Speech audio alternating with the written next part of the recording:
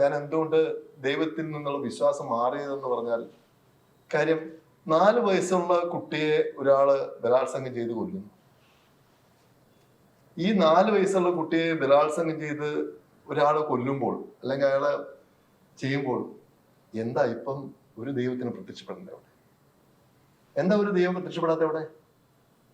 അയ്യപ്പിനെ പ്രത്യക്ഷപ്പെടാം.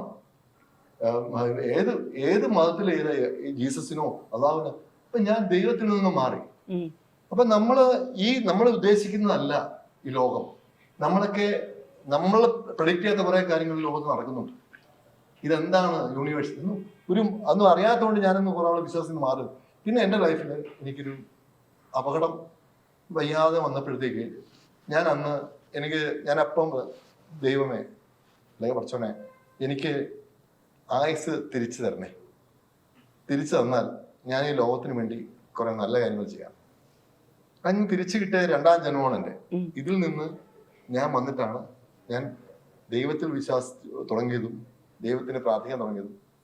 അത് അന്ധവിശ്വാസമല്ല, ദൈവവിശ്വാസം, വിശ്വാസം.